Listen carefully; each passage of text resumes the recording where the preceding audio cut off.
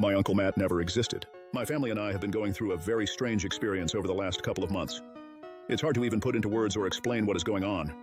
I guess I can just start off from where it all started to feel off. A few months back, my family had a big get-together. My parents both have 2 siblings. They all got married and had some kids. Well, all of them except Uncle Matt. He never got married or had kids.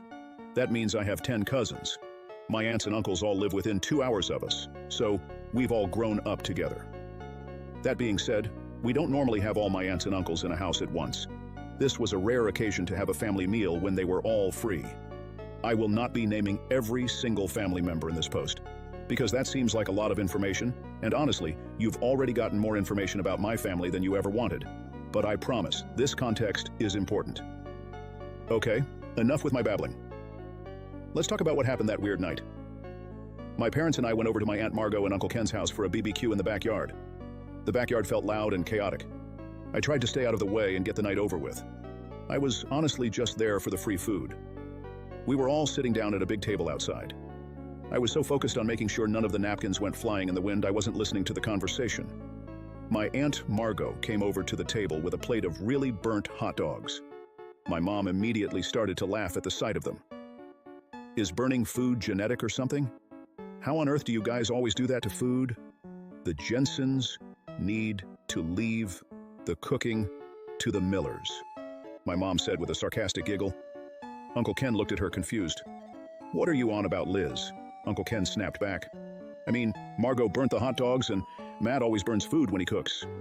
Remember, we had to ban him for months from cooking because we had to order takeout like 3 times in a row. Everyone at the table laughed, recalling their memories.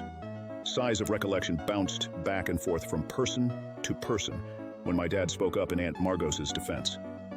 Honey, what are you talking about? Matt is your brother. I really shouldn't have to remind you of that. My mom rolled her eyes in response to my dad. I spoke up because I was suddenly confused about which side of the family Uncle Matt was actually on. You would think I would naturally just know that, but all my aunts and uncles act like siblings and call each other their siblings. My grandparents often refer to their son, daughter-in-laws as just their kids, so it isn't something I always think about. Wait, I'm confused. Whose side is Uncle Matt on? What is the joke? I don't get it, I asked, but was only met with a laugh from all the parents at the table. I finally got an answer from my mom following the silence of the joke that somehow went over my head. Don't be silly, baby. Matt is your dad's brother. As the words left her mouth, half the table looked confused.